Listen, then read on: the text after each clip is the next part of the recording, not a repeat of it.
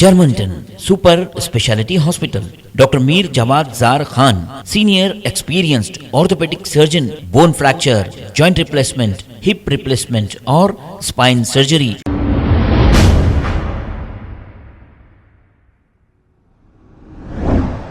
نحمده ونصلي على رسوله الكريم اما بعد اعوذ بالله من الشيطان الرجيم بسم الله الرحمن الرحيم شهر رمضان الذي انزل فيه القرآن هدى للناس وبينات من الهدى والفرقان صدق الله العظيم. محترم ناظرین کرام، السلام علیکم ورحمۃ اللہ وبرکاتہ.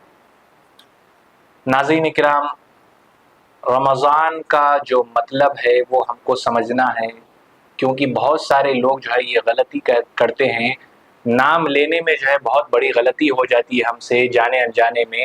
بہت سو کو یہ نہیں معلوم کہ رمضان ہے یا رمضان ہے.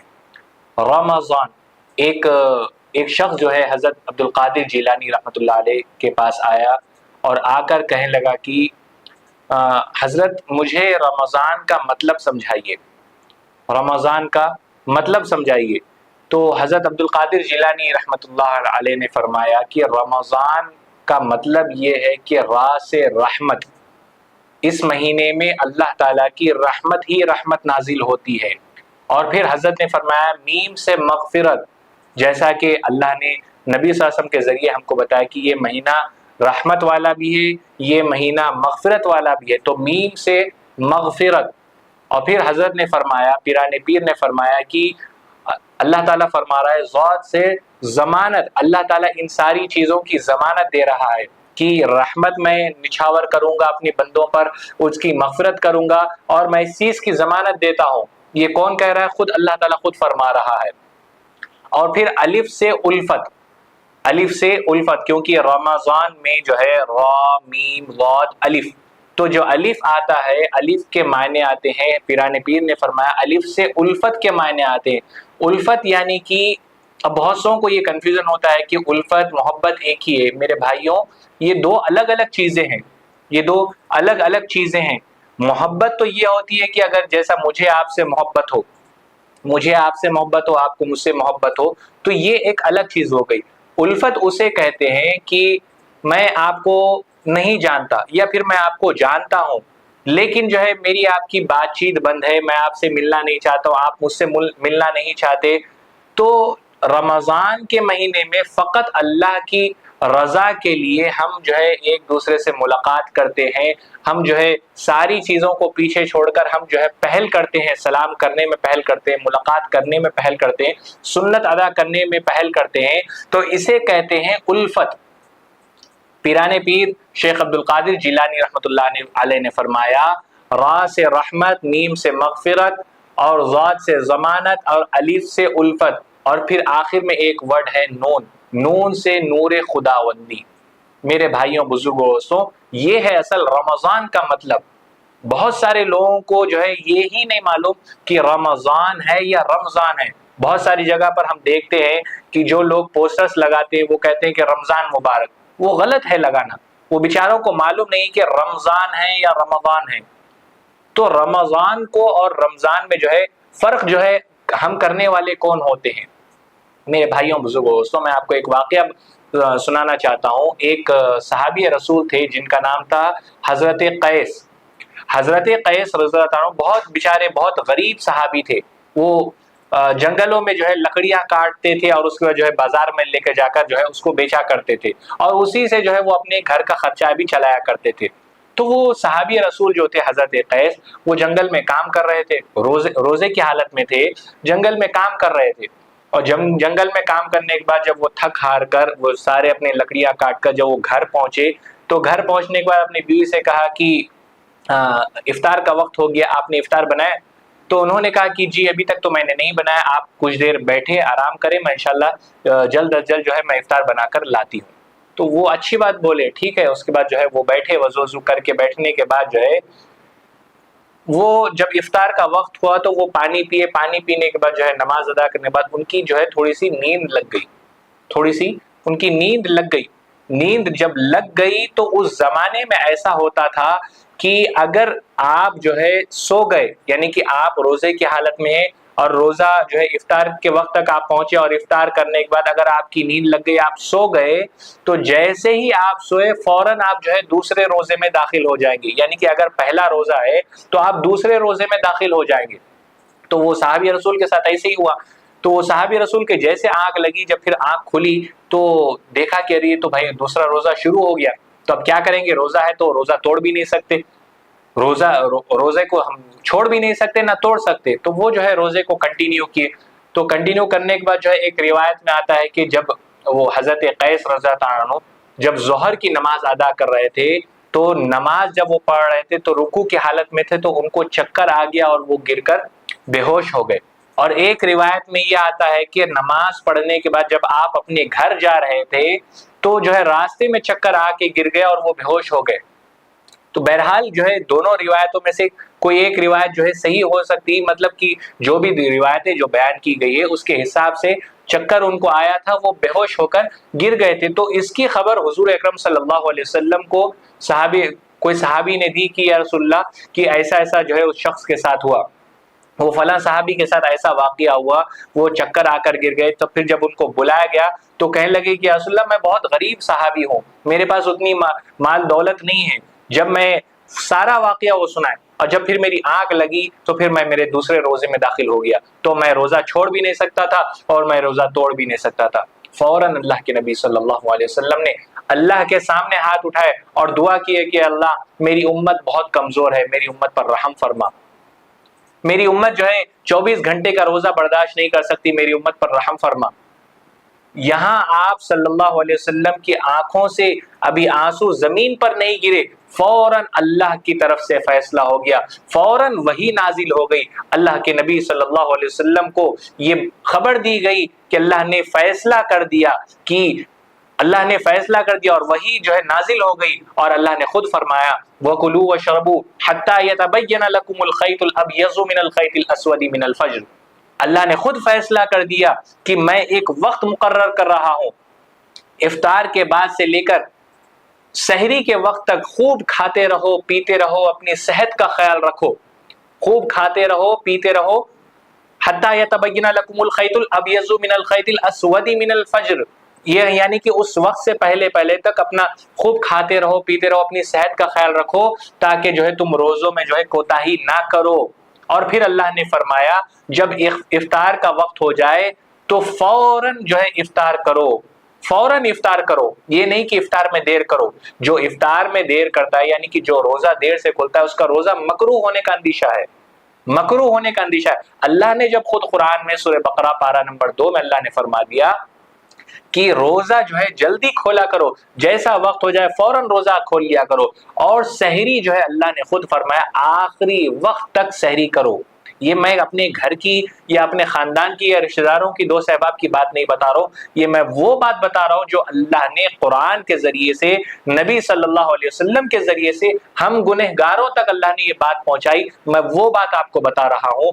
اگر آپ کو یقین نہ آئے میری باتوں پر تو جائیے سورہ بقرہ کھولیے، پارہ نمبر 2 کھولیے، جو شہر رمضان الذی انزل فیہ القرآن جو صفحہ ہے اس کی آخری آیت میں جب آپ پہنچیں گے وَكُلُوا وَاشْرَبُوا حَتَّى يَتَبَيَّنَ۔ میرے بھائیوں، بزرگوں اور دوستوں، آج ہم جو ہے لوگوں کا مذاق اڑاتے ہیں، روزہ داروں کا مذاق اڑاتے ہیں، کہتے ہیں کہ بہت جلدی افطار کھول لیے اور کہتے ہیں کہ آخری وقت تک فجر تک اب کیا کھاتے بیٹھتے۔ میرے بھائیوں، ہم بہت بڑی غلطی کر رہے ہیں، اس طریقے کے الفاظ جو ہے مذاق میں بھی اپنی زبان سے نکال کر ہم بہت بڑی غلطی کر رہے ہیں۔ ہم اللہ کے فرمان کا نعوذ باللہ من ذالک ہم مذاق اڑا رہے ہیں۔ میرے بھائیوں، بزرگوں، دوستوں، ہم کو تو چاہیے کہ جہاں تک ہو سکے ہم جو ہے اچھی سے اچھی عبادت کریں۔ اور آج جو ہے 24 گھنٹے کا روزہ نہیں ہوتا، آج جو ہے 14 گھنٹے، مشکل سے 15 گھنٹے کا ہمارے انڈیا میں روزہ ہو رہا ہے، انڈیا میں، پاکستان میں اور دیگر ممالک میں 14-15 گھنٹے یا بہت ہو گیا 16 گھنٹے کا روزہ، اور ہم جو ہے بآسانی روزہ چھوڑتے ہیں کہ ہم کو جو ہے حلیم گھوٹنا رہتا ہے، مول صاحب تو جو ہے میں دھوپ میں کام کرتا ہوں، میں روزہ نہیں رہ سکتا، میں ترکاری کا بزنس کرتا ہوں، میں روزہ نہیں رہ سکتا، میں فلاں کام کرتا ہوں، میں روزہ نہیں رہ سکتا۔ وہ آپ جو کام کر رہے ہیں وہ اپنی ذات کے لیے آپ کام کر رہے ہیں، وہ اپنی ذات کو خوش کرنے کے لیے آپ وہ کام کر رہے ہیں، لیکن روزہ ہم اللہ کی رضا کے لیے رہتے ہیں۔ روزہ کسی حالت میں ہم جو ہے چھوڑ نہیں سکتے۔ ہاں، اگر بیمار ہیں، وہ کچھ ہیں تو اس کے مسائل اور ہیں، اس کے مسئلے مسائل اور ہیں، وہ آپ مفتیان کرام سے جو ہے آپ ان سے بیٹھ کر بات کریے، تفصیل پوچھیے تو وہ آپ کو تفصیل بتائیں گے۔ بلا عذر آپ جو ہے ایک روزہ بھی نہیں چھوڑ سکتے۔ معمولی باتوں پر آج ہم روزہ چھوڑ رہے ہیں، افسوس کی بات ہے میرے بھائیوں بزرگوں دوستوں۔ چھوٹی چھوٹی بات پر کچھ ہمارے بھائی بہنوں کو، جو ہمارے بھائیوں کو، کچھ اہل ایسے لوگ ہیں جن کو جو ہے کاجو بادام چبانے کی عادت ہے، وہ معمولی سی باتوں پر جو ہے روزہ چھوڑ رہے ہیں اور بہانہ یہ بنا رہے ہیں کہ ہم جو ہے بیکری میں ہم کو کام کرنا پڑ رہا ہے، ہم کو جو ہے پیزا برگر بنانا رہتا ہے، ہم کو جو ہے مصروفیات اتنی رہتی ہے کہ ہم جو ہے روزہ نہیں رہ سکتے، ہمارا کام جو ہے چولہے کے سامنے کھڑے ہو کر جو ہے سینڈوچ بنانا رہتا ہے، چکن کو تلنا ہوتا ہے، تو ہم روزہ نہیں رہ سکتے۔ معمولی باتوں پر میرے بھائیوں بزرگوں دوستوں، کیا ہم اللہ کو منہ دکھائیں گے؟ کون سا جو ہے اپنا منہ لے کر اللہ کے سامنے ہم قیامت کے روز کھڑے ہوں گے؟ ہم کو یہ سوچنے کی ضرورت ہے۔ آج تو الحمدللہ ہم کو گھر میں سحری مل رہی ہے پیٹ بھر کے، اللہ تعالیٰ اپنی رحمت سے اللہ تعالیٰ ہمارے لیے بہت اچھے سے اچھا انتظام کر رکھا ہے ہمارے لیے۔ افطار میں ہم بہت کھا رہے ہیں، اور اگر میں یہ کہوں تو غلط نہ ہوگا، آج جو مسلمان خصوصاً حیدرآباد میں مغرب کے بعد سے لے کر صبح سحری تک جتنا کھاتا ہے، وہ ساری زندگی میں اتنا اس رات میں، ایک رات میں وہ نہیں کھا سکتا جتنا جو ہے وہ ایک رات میں وہ کھا رہا ہے۔ عموماً جب دعوتوں میں جاتے ہیں تو 4-4 5-5 پیس کھا کر جو ہے مسلمان بس کر دیتے، بولتے ہیں بھائی پیٹ بھر گیا، طبیعت خراب ہو گئی، لیکن یہاں تو الٹا معاملہ ہے، زبردستی ہم کھا رہے ہیں، زبردستی ہم کھا رہے ہیں۔ اللہ تعالیٰ کتنا ہم کو کھلا رہا ہے، اس کے بعد بھی ہم ناشکری کر رہے ہیں۔ میرے بھائیوں، آج دنیا میں کچھ ایسے لوگ ہیں، کچھ ایسے ہمارے بہنیں ہیں جن کے بارے میں اب کیا کہوں، خود جو ہے آرٹیکل آیا ان کے بارے میں، ایک 10 سال کا ہمارا بھائی، 10 سال کا ہمارا چھوٹا بھائی، بھوک کی وجہ سے وہ جو ہے شہید ہو گیا۔ ظالموں نے کھانا بند کر دیا، ظالموں نے پانی بند کر دیا۔ وہ ماں کہہ رہی ہے مجھے یقین نہیں ہو رہا ہے کہ میرا بیٹا سوکھ کر ہڈی ہو گیا، اور اس حالت میں وہ شہید ہوا۔ میرے بھائیوں، آج ہماری آنکھوں کا پانی مر چکا، آج ہمارے دل کے جذبات مر چکے، آج ہمارے منہ سے ایک لفظ ہم نکالنا نہیں چاہتے، آج ہم جو ہے اللہ کے سامنے ایسے ہاتھ اٹھا کر دعا کرنا نہیں چاہتے۔ وہ ماں کہہ رہی ہے کہ میرا بیٹا جو ہے شہید ہو گیا، مجھے یقین نہیں ہو رہا میرا بیٹا بھوک سے جو ہے شہید ہوا۔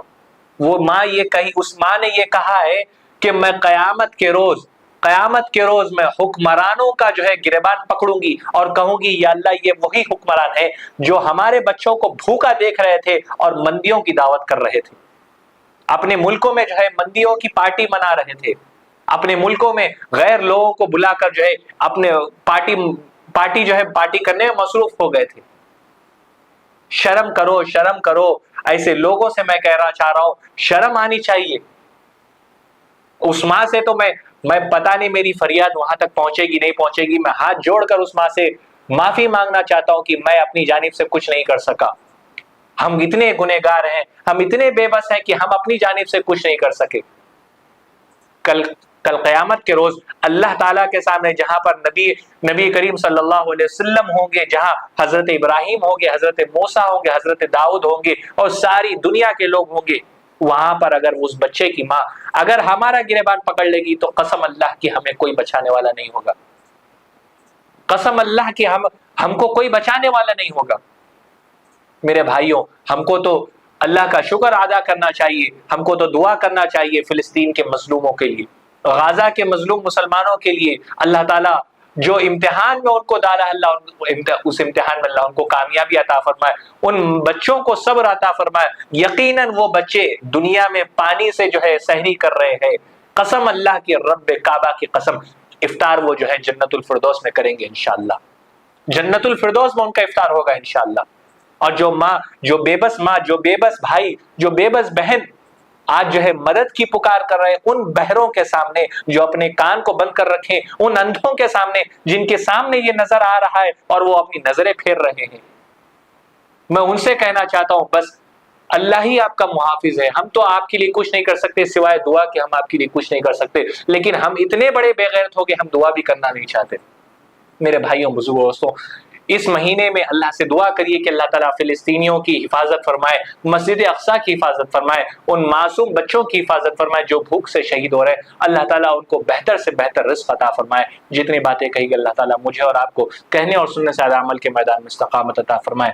आमीन या रब्बल आलमीन व आखिरु दावाना अनिल हम्दुलिल्लाहि रब्बिल आलमीन। Germanton super speciality hospital, doctor Mir Jawad jar Khan, senior experienced orthopaedic surgeon, bone fracture, joint replacement, hip replacement और स्पाइन सर्जरी कामयाबी से अंजाम दे रहे हैं। इसके अलावा neuro surgery, cardiology, gynaecology, dental, general medicine, dialysis और फिजियोथेरेपी जैसे शोबाजात में इंतहाई कामयाबी के साथ वाजबी फीस में इलाज किया जा रहा है। शेयरिंग और प्राइवेट रूम्स, अस्पताल में 24 घंटे MRI, CT scan, 2D digital x ray, ultrasound, operation theatre, ICU और लैब की सहूलत दस्तयाब है। आपकी उम्मीदों के ऐन मुताबिक Germanton super speciality hospital, pillar number 150, Attapur, Hyderabad.